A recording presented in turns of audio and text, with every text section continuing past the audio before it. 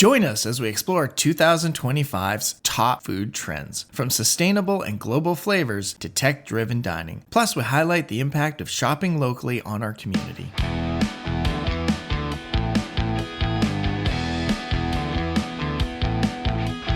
Welcome to the Edible Valley Podcast. We want to invite you as we embark on a culinary journey through the heart of Vancouver Island. From the fertile fields to the pristine waters of the Pacific Ocean, we'll explore the stories behind the food that nourishes us. Tune in to each episode as we deep dive into the flavors, the traditions, and the innovations that make this a true paradise.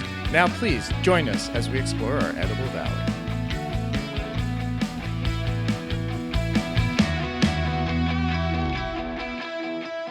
Hello, good day to you. This is the Edible Valley Podcast. I'm William Stringer. And I'm Chef Jonathan Fraser. And we are here again to just get another podcast in before I head away. Yeah, and I want to thank the people that are hosting us today, the kind people at not 98.9 Jet FM, the Comox Valley's best rock. It's the Fraser family. Yeah, well, it's a bit the snow that we were talking about when we had that excellent interview with Chef Taylor. Yeah.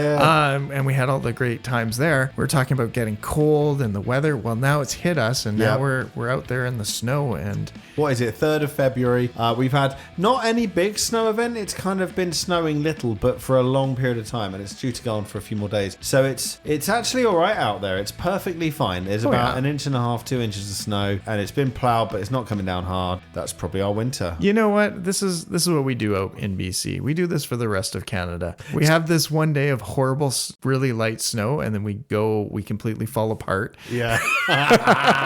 It's so true. Now, it's very powdery, though. Oh, yeah. Is that normal? I mean, is that just because it's fresh? I think it's really cold out there. Well, I mean, for us. It is cold. It's -3, -4. 4, which is cold for us. And usually our snow is sitting around that -1 to -2. So it goes all slushy. Bigger flakes. And It's lovely. Now, I want to tell you a little bit about made a dinner that would make you proud. So can I tell you what I did? Let's hear about this. Well, it was cod, and I got it because it was cheap. Cheap cod. So chopped it into fillets. I got a frying pan, put a bunch of butter in there. Oh no, actually I chopped it into fillets, chucked them into a pan, lemon juice, salt, pepper, swish it around, butter in a pan, chucked all that into a pan. So they all cooked, looking absolutely lovely. Loads of butter in there, cooking it all up. Yeah. Amazing. You got me on. You had me at butter. Wait for them, 145 degrees. Took them out, put them to one side. A ton more butter into the pan, scrape, and then a bunch of was it dill? No, it wasn't dill. It was chives or something. It was something that goes really well with fish. A nice herb of some sort. I'm the worst ingredient guy in the world. Was it tarragon? Was it it might have been. Would it have like a licoricey flavor to it, or was it? No. Was it more? It's green. Green. Okay. Well, and that it was freeze-dried, down. and it was round. But anyway. It sounds like chives, but it wasn't chives. Well, let's go. Anyway, chucked that into a pan, melted a bunch more butter, bunch more lemon juice, whatever it was, tarragon or something. Chucked all that in, swished it around, swish, and then I poured it over the fish. Oh, I missed a bit. So, in the beginning bit, chopped up the fish, lemon, salt, pepper, dipped it in flour that had in it paprika, onion powder, garlic powder, the whole shabab, cornstarch, all in there. Then I chucked that on the frying pan. It was the crunchiest, tastiest fish. That sounds delicious. Yeah, yes. It was. Is that a legit recipe? I think you're onto something there, like dredging your snapper, frying it in a nice pan, and then taking the drippings up there. I could see that being very delicious, actually. Good. Thank you, TikTok. And you got lots of flavors. So, there were so many flavors. Yeah. I'm just sat there. Eva actually said it's a bit like, can I say this? A bit like sitting with the sound of a porno in the next room, because I'm sat there like, because it's just the tastes. Right. There's just so many tastes.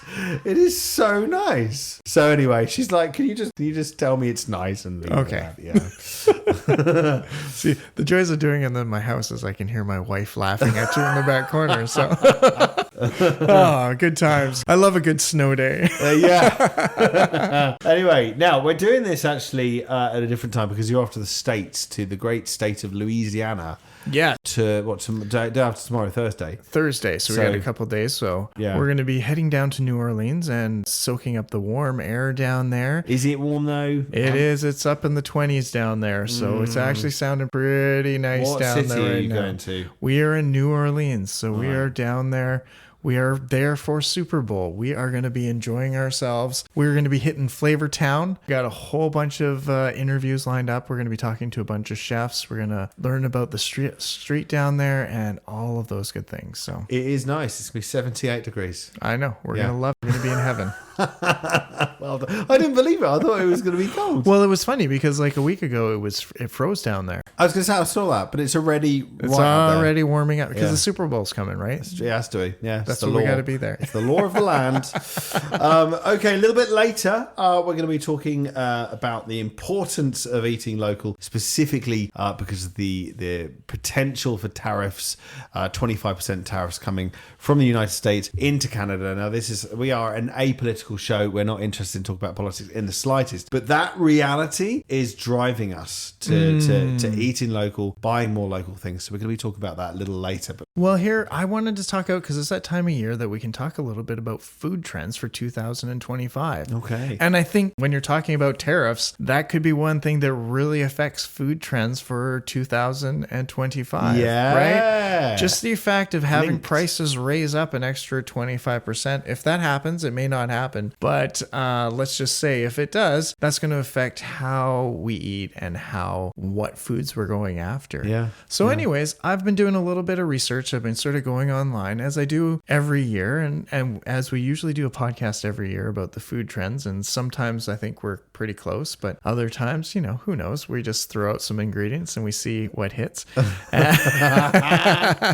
Do you remember any of the ones from last year? Because I remember doing the show. Yeah. Well, I remember talking. We were in the studio last year. We were in the studio. Which is weird. That was a year already. Wow. Yeah. I mean, a lot of the ones I think some of them have followed through to this year too. The one that we were talking about, purple yams, and which is a trend that I don't think really caught on for me. Yeah. That was the one that I was kind of like, I was excited. I was excited about it because I thought it was, and I think it did reach out there to a few people. Yeah. And there was some really creativity with that, but I just don't think I just didn't like them myself personally. All right. Well, now if I remember rightly, we did the spinny wheel.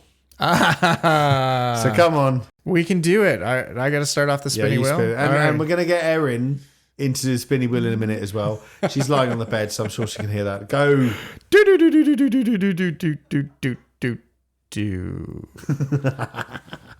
Go on. All right. Bloody spinny wheel. So first of all, I want to talk about, and we're sort of talking about this, sustainable and ethical eating.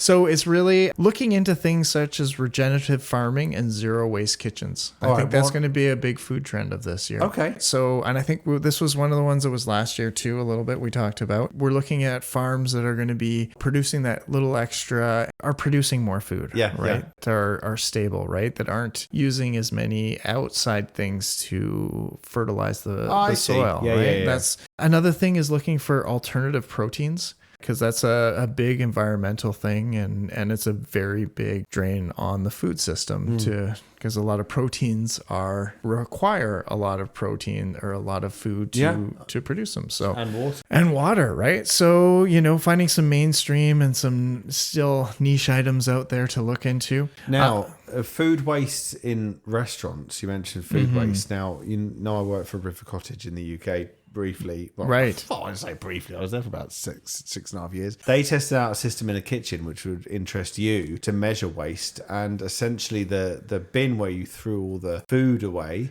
all the food only, there was a bin for only food. Right. Which is pretty normal, I think, these days. But it's on some scales, and there's a little computer above it. A little bit like if you go to Superstore and you're going to buy some fruit and veg, and you can print out the barcode. You weigh it yourself and you print out the barcode for it. Right, of course. And so every time you chuck something away, like a bit of onion, you have to press onion and then throw it in there.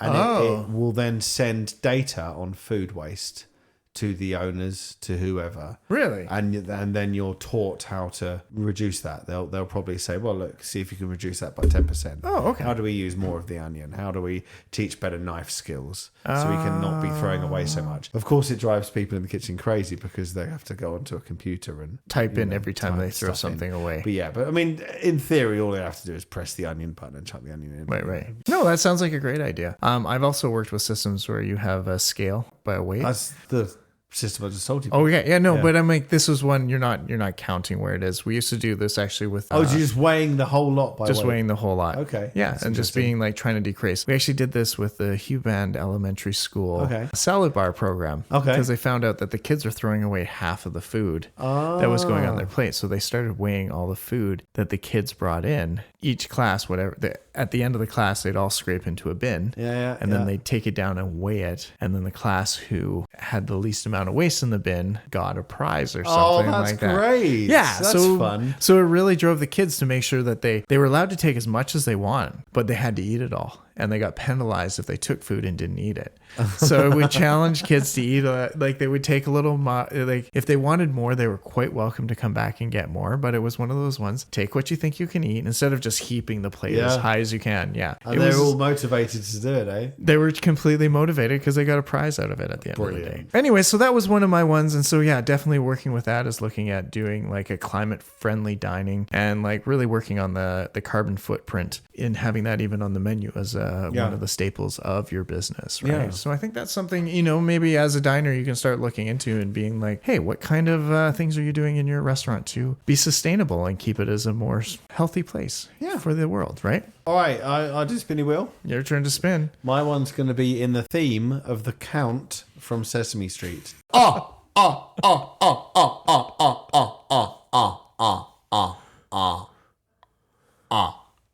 Sorry, it sped up and then slowed. I was going the wrong way. I was actually just doing an impression of the Count.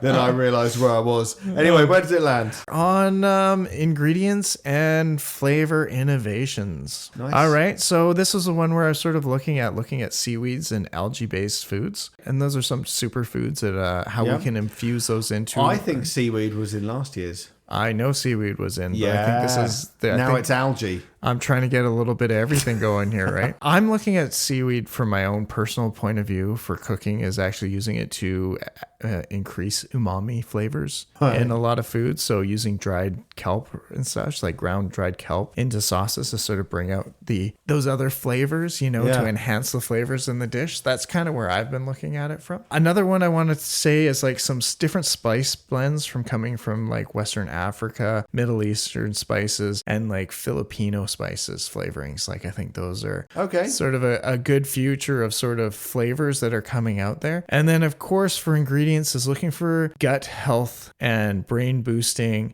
longevity focused eating, like foods that can yourself longevity. Or the food longevity. Well, I'm thinking more for yourself, for longevity, for yourself, to help your own function, to keep you fuller for longer periods, and just a sort of roll along those lines. So those are something I've been looking at. Yeah, like gut health and shit. Yeah, exactly. Yeah. That's one way of saying it. I was trying to say that and just think, I wonder if he'll notice. We're trying to make this a cooler, more hip. Yeah, just being podcast. Oh, well played there. Oh, it's my turn for a spinning wheel, is it now? We'll get Aaron in a minute. You do it, yeah. Oh, listen to this one, actually. I found this as part of the program I have. Ready? Yeah. Oh, yeah! It's an electronic spinny wheel. We have an electronic spinny wheel now. Oh, okay. All right. So here's the one that I'm really working on. And this is one that I think I've talked about. And I don't think it's been a trend as much as in I think it's becoming a trend. It is a trend in everything in the world. Tech and dining innovations, right? So I'm talking about AI-powered meal planning and smart kitchens. Oh, okay. Right? Like, I think that's smart kitchens. Are we talking fast food? We're high talking. production? No, I think we're talking a little bit of your own health in your own kitchen in your house, right? Like you have the ability to pull AI out to do meal plannings and having equipment in your kitchen that's smart that will cook for you and help you cook, right? Right. Those are kind of things that I was sort of looking at with that one. I mean, these things are all old technology, but I still, I wake up when I've done a loaf of bread in the bread maker. Wake up in the morning and you've got your coffee that's done and you've got your bread, a whole loaf of bread just sat there nice and hot, asking for some butter. And I just think, oh my God, that's unbelievable. But I know that's technology from the 70s probably. But I think just bringing those all together and then having AI to be able to help you. Like the fact that you can walk up with your phone and take a picture of your fridge now and then go, hey, Mr. AI, Mr. Chat GPT, what should I make in my fridge? You know, like that is an option nowadays. Is that right? It is something you can do. Yeah.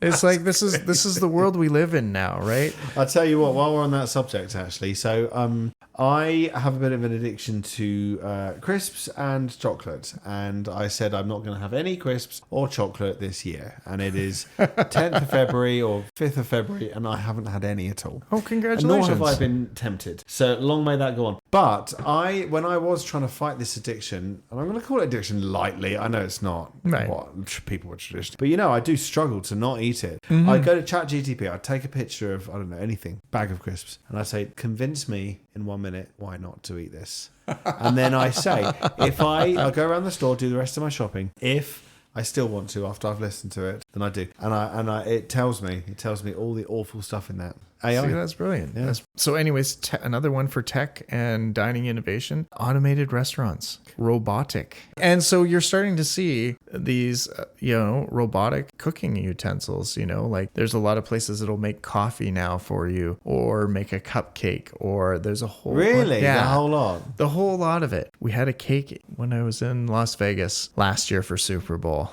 and it was an automated cake that came out, and I was like, okay. And was it nice?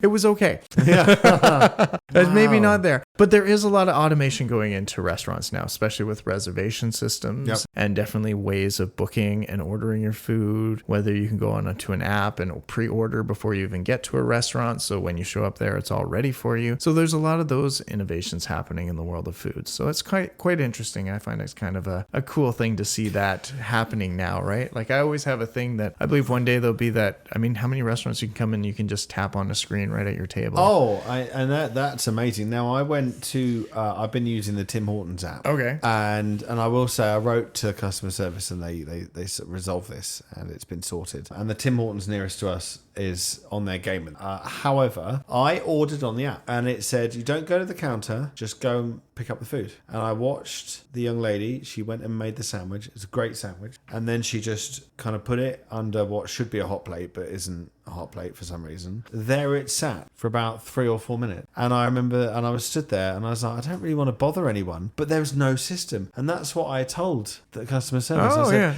there is no system for no one takes responsibility. Right. They were all standing around, all busy, trying their hardest. Yeah. But no one was looking out for the big picture. So there's a sandwich there getting cold, but hey, it's not my sandwich. But it was my sandwich anyway. Yeah. So the technology things are great, but you still need the systems. You still need unless the they can system. physically bring it to me, and if they can, well, God love them, love it. All right, you ready to spin the wheel again? I'm gonna get Erin for this one. Yeah, come on, Aaron. Oh, you gonna go on your own microphone? Sure. We've got her actually out from her bed to do this. Look at this technology.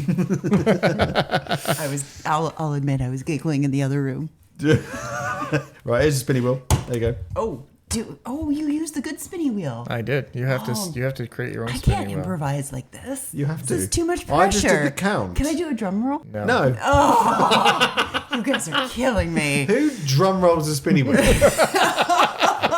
It's not how a spinny wheel works ever. No. Hello, do you know spinny wheels? What is happening? I It's your just first ruined spinny this wheel. podcast. Okay, you got to reach up high. All right. Grab it on the top. Okay. And then as you pull it in. Come on. It's like a doorbell Have you seen from the the Wheel of 20s.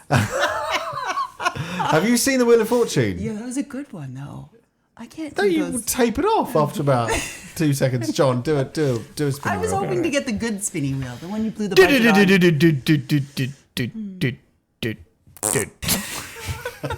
That was a good spinning wheel. That was a really good one. Right, Yeah. you get another chance. You One get more another time. chance, Erin. Oh, I can't. This is too much pressure. You can't come over here, sit down, and then say you can't. Can I say, for the record, that I was going to use the new and improved spinning wheel? Which is where? The one That was the you electric used. one that I used already. Oh, go on, spin that one. That then, was go on. my Do you want me favorite. to spin that again Spin, first? Yes. spin the electric one. This is so difficult. Here we go. All right. we paid a lot for that. Lamest spinning wheel I've ever had in my life. Right, John, food trends. Food trends. All right. Well, I don't know if this works for anyone at the table right now, but we're talking about beverage. And I want to start off with talking about non-alcoholic cocktails, which was on last year with the mocktails, and low ABV drinks, right? Right, So low yeah. alcohol content drinks as sort of new, I wouldn't say, I think it's a trend for this year. I think it's a continuing trend from last year, and that people are going to get really into having these style drinks and being more excited about having something that they can pair with their food at the table that's not gonna, that they can drive home afterwards. Let's say that in the strictest of words, to be responsible, right? So you can actually enjoy something with everyone else, and that you don't need alcohol to be. Yeah, I mean, I'd be amazed. Is alcohol? What is happening to that statistically? Is it growing in Canada and the States? Is it? Well, it's always interesting because every January. Oh, is are you part of the dry- podcast now? Apparently, I am. I didn't earn my I keep think we with need the to do a spinning vote wheel, on but this. Right, go on. I was gonna throw in my 2 cents with it because I failed on the spinny wheel. But I was just gonna say, with dry January, that's always seems to be like a trend, and then. People, they always come out with that report saying how bad alcohol is and, how it can contribute to health problems. And there's a link to cancer. And so I think that's always at the top of people's minds this time of year. And that's my cameo for the podcast. You can stay.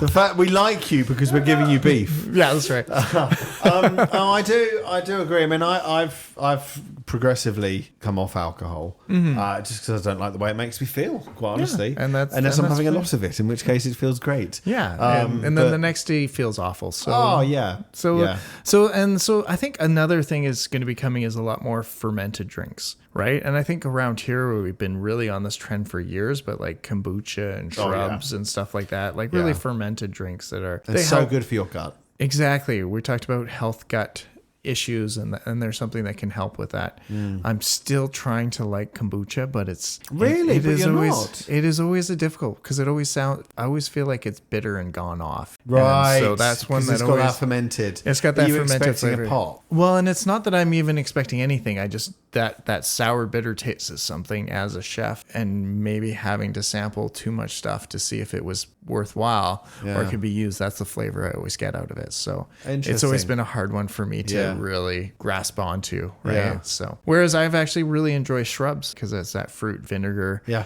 sort of Oh, yeah. flavor. So adding Absolutely. those into a drink, especially like a nice mocktail, are perfect. Now, not to say that all alcohol is off the list, but I think getting down to really hyper local wines and spirits are a definite big trend again. I think last year was a little bit more like breweries.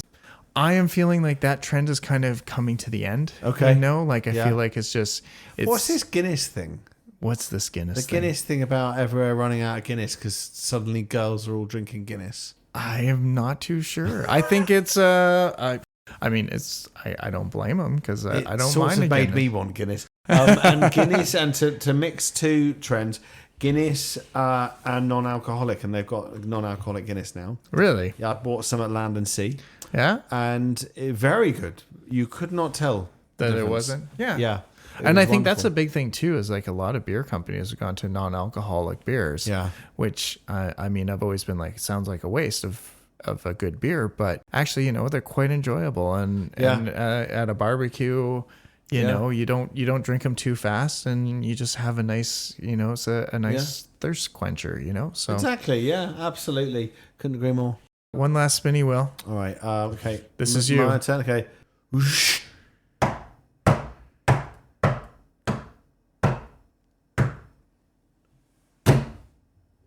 There you are. That's a take on a spinny wheel.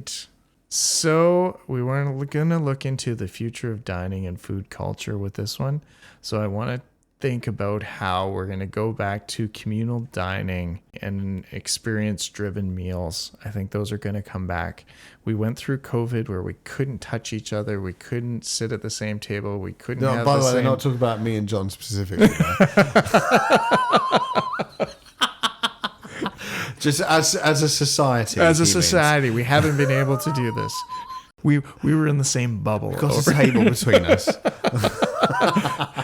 Anyways, so those experienced meals, I think, are coming back. Food as wellness, right, is becoming more health conscious in there. And so the whole connection between sharing a dining experience, I think, is going to become more and more important in our dining culture.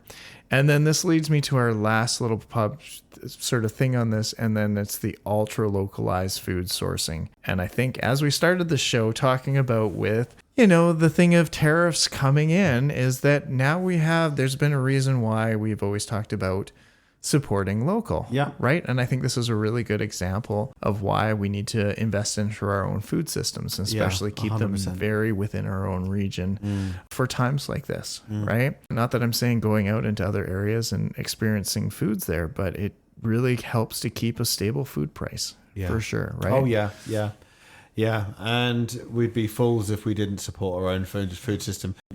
One of the main things a society and a country needs to do is support its own people and feed its own people. Exactly. It's like job one. Yeah. Keep them sheltered, keep them fed. Exactly.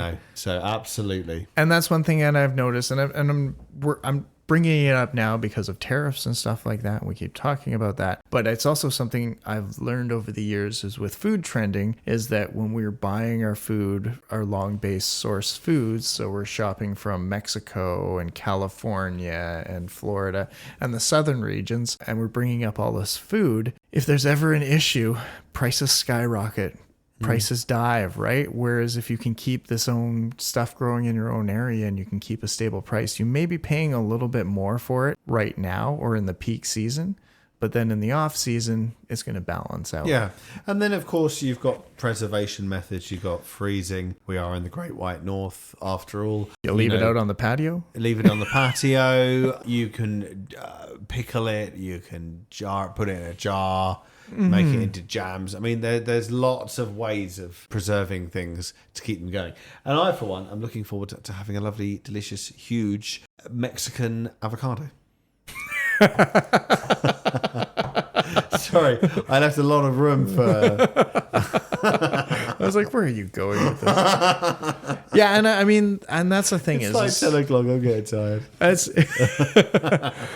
I mean, the thing is, you get to, we're lucky that we get to experience food from all over the world, but we have to also look at securing our own areas, right? And then that helps us maintain quality and standards, especially in our own products. We're ensuring food security is what we're talking about. The environmental impact is definitely reduced, right? Just the transporting food from one area of the country to another area of the country is ridiculous, right? And you start looking at liquids, and that's something I know ordering through distributors. If you're anything that's with weight or is heavy on a food truck, they're charging you a premium price to make sure you ship it. So looking at how you can reduce those sort of markets. And I know there's always going to be time that you need to bring in food from other places. Just making smart and healthy choices on that, and maybe thinking, you know what, this may be from Alberta, this may be from the prairies, right? Let's give that a try instead of something that's coming out of California. Absolutely. Well, and it couldn't be a better time to be discussing these things. So, as this goes on, we might be discussing it even more. If the tariffs do come in a month's time, we'll definitely be discussing it because it'll be more of a necessity. If it doesn't, then I think it's a good idea that we try and keep some of that closeness to our own areas. And I would say that if we lived in Arkansas, then we'd be looking for stuff grown in Arkansas, and if we were in India, we'd be looking for stuff grown in India. I think it's just good to keep close in that sense. So I think hopefully we learn a continuous lesson from this. That sounds like a great plan for us for this year at least, right?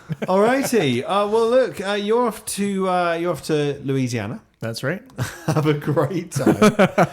It's going to be fun. Oh, yeah. They're a great bunch of people down there. I know it's going to be a really, really fun time. And of course, it's Super Bowl, so you're just going to be partying and eating and getting to talk to all the people down there. So we're super excited. We're going to have a couple of podcasts while we're down there. We've lined up with a couple chefs from down there that may have some connection with some football players. Yeah. Some people that know the hint. local lore and what happens down on Bourbon Street. You know, all those fun things are coming forward on the next couple weeks for us. And so we'll be releasing those as part of the Edible Valley for the next little bit. But then you and me also have a bunch of other interviews lined up over the next month or so with a bunch of other people. So I'm looking forward to firing from all cylinders. I'm looking forward to being in the studio at Jet FM and really connecting with the community. So me too. All right, so that's it from the Edible Valley podcast on the 3rd of February, on a very snowy 3rd of February 2025. I'd like to say thank you to the wonderful people at 98.9 Jet FM, the Comox Valley's best rock, who usually we are using their studio. So thank you as ever for your hospitality, and have a safe and wonderful trip down south. Thank you, Will. And thank you for listening to the Edible Valley podcast. Cheers.